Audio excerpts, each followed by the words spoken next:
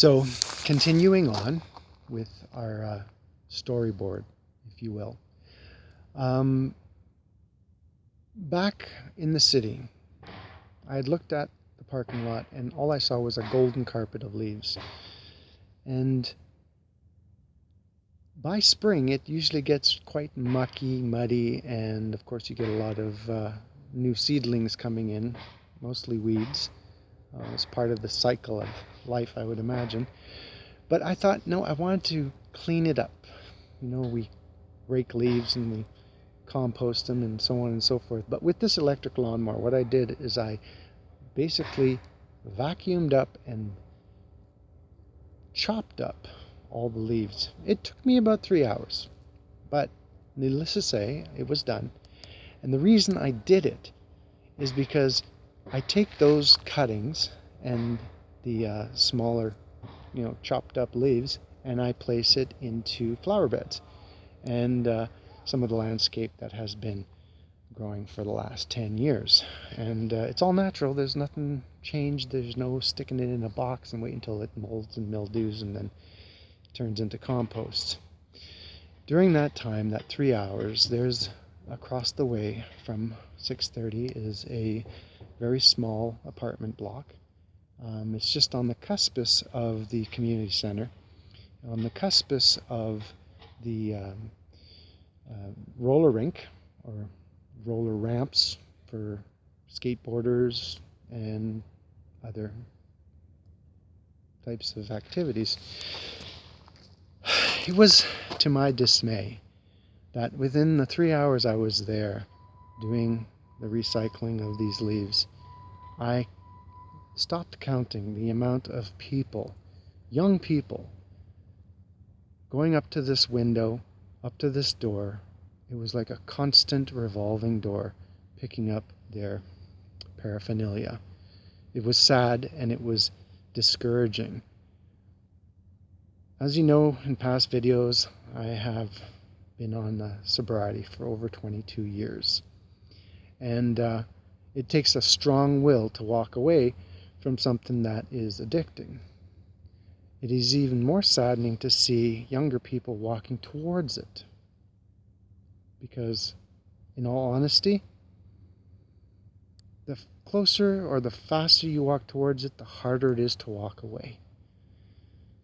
So that was saddening. So that's my spiel on moping and doping.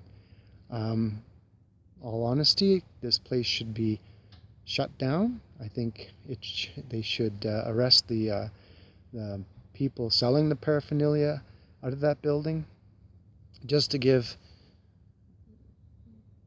the addicted an opportunity to change their direction in life, because changes are coming.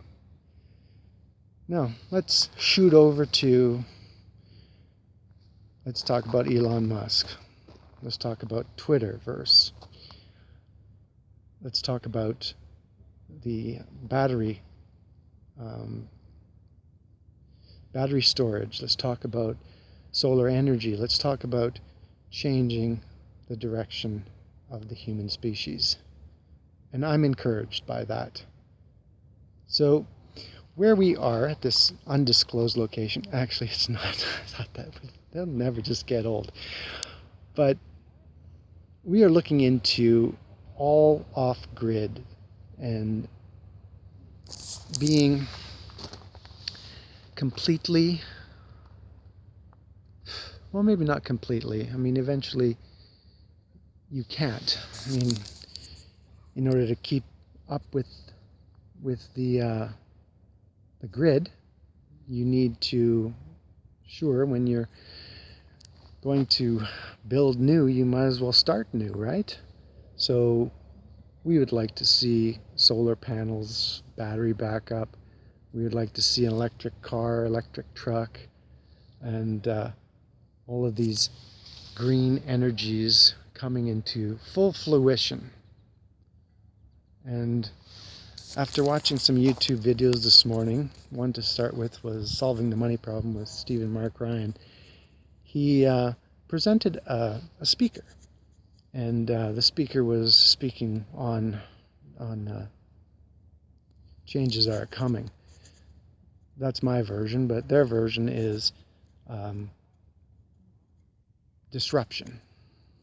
Disruption in 5 areas of the world. That would be transport, energy, food, and a couple others. Off the top of my head, I can't remember what they were. Needless to say, that's where we need to head, and that's where we hope to head. And yes, it's an expensive venture, but eventually, down the road, it'll be much cheaper, much more affordable, and much more healthier for all of us. So with that in mind, let's skip to the third topic today. And that being